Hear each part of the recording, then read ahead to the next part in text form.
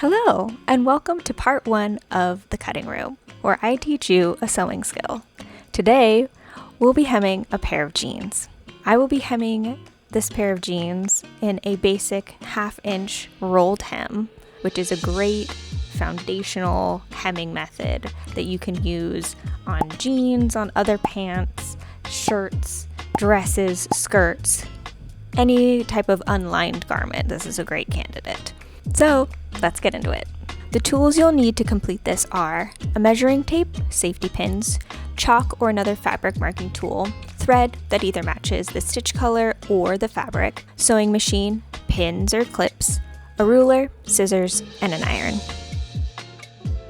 Next step of the process is to try your pants on with the shoes that you will probably be wearing most with them. If you're going for something that's cropped and like above the ankle, it's not as big of a deal to be wearing shoes with it to visualize, but I do find that it helps to really know for sure that this is the length that you want when you see it all together in context. But especially for a full length pant and being able to visualize where the pant breaks and how much it spills over on the side of the shoe, whether or not it touches the floor or not. You'll be able to get that the most accurate if you're wearing the shoes that you're going to be wearing with them. I have these jeans going with a little bit of a break and almost touching the floor because that's how I want these to be able to hang and lay, but make sure that you stand up straight, make sure the waist is hitting where you'll normally wear it because that also plays into the length of the pant. But once you're happy with it, I usually pin on the inseam, the outseam, and then front and back. You don't have to pin it that secure, but I do that just in case I'm not going to be measuring and hemming in the same day, and I know that this will not budge.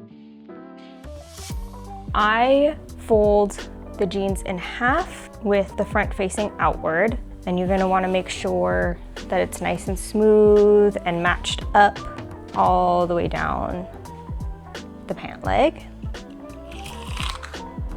So you're going to take your tape measure and you're going to go from the crotch down the pant leg on the inseam.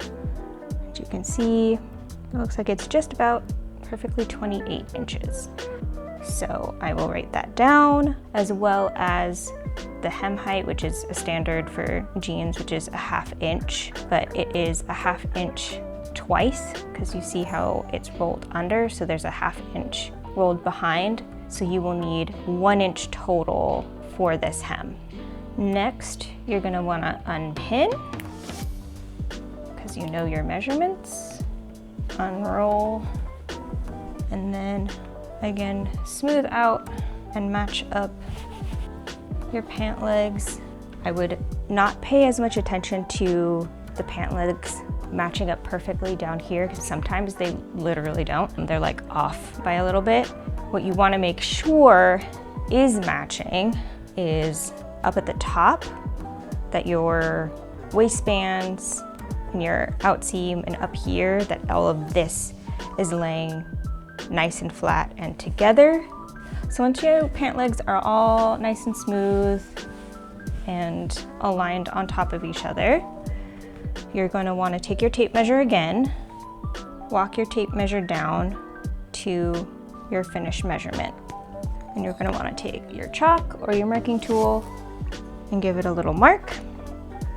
You can take your ruler and line it up. On these pair of jeans, because my pant leg is straight, I can just make sure that my ruler is lined up to be on the seam, but perpendicular to each of the seams, and then just mark all the way across. So that is where I want it to finish.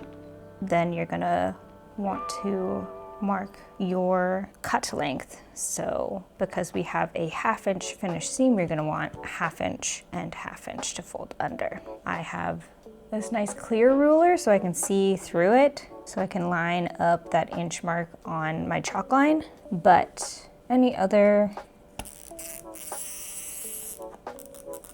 ruler is fine. take out your scissors and cut. I cut through one leg first, both top and bottom, and cut along my cut line, mostly because denim especially is pretty thick. So trying to cut through all layers at the same time is gonna be challenging. So then you'll cut through one and then use that as your guide to cut the other leg.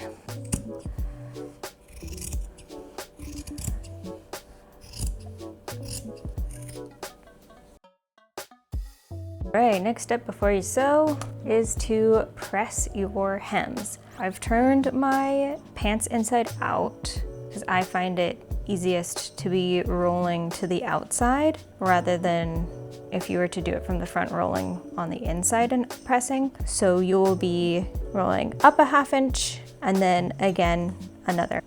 Hopefully this is close enough that you can see what I am doing. Roll up a 1/2 inch first, and when I say press, oh, careful of the steam, I mean that you're just pressing down. So I kind of create that little crease, work that around. It'll lay flatter with them to the side, but it kind of helps to create that guide. So then you can press all the way around. Then make sure on the other side if you need to adjust it a little bit. And then once that's done, you roll up again so that it encloses that raw edge inside. And since you have that little bit underneath, you can use that as a little guide to make sure you've got it all nice and snug.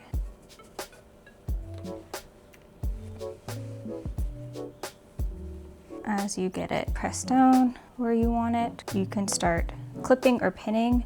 You can use as many or as little clips or pins as you feel like you need. If you want to be really minimalistic, just make sure that your seams match up because that's where it'll be the most noticeable if they're off. And then do the same on the other leg. Once you're all clipped or pinned up, you're ready to sew. So we are finally ready to sew the hem on the jeans. I'm not gonna go over how to thread your machine. I recommend using the scrap that you cut off of your jeans as a little tester to be able to test out stitch length and colors just to make sure that it's how you like, make sure that there's no tension issues before you start sewing.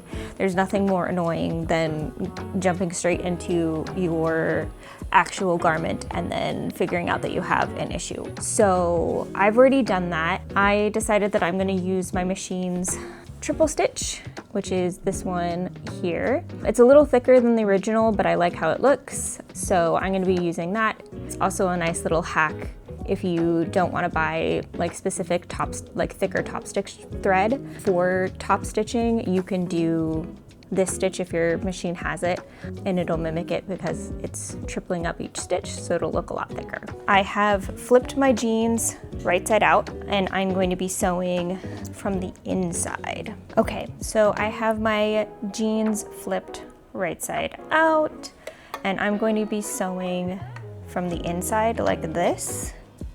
And then I usually like to start on the inseam just because, one, it's a thick part.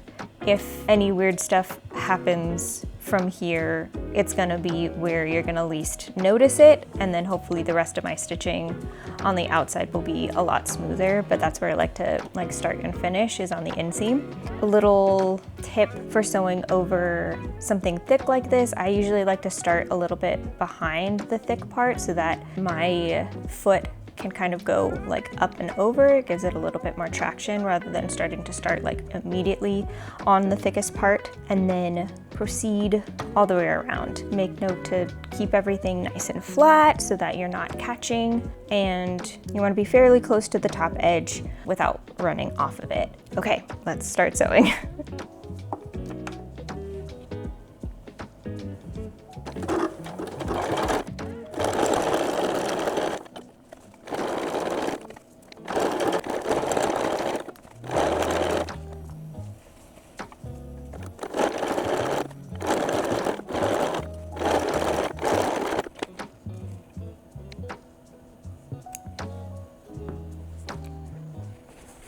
And we're done.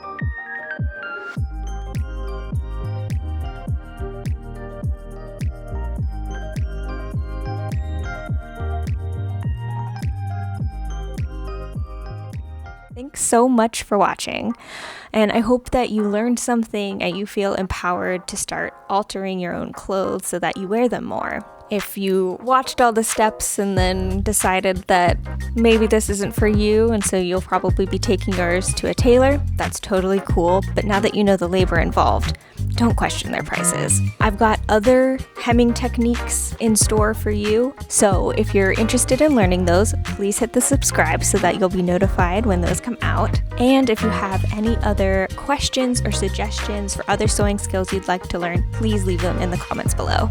Thanks. See you next time.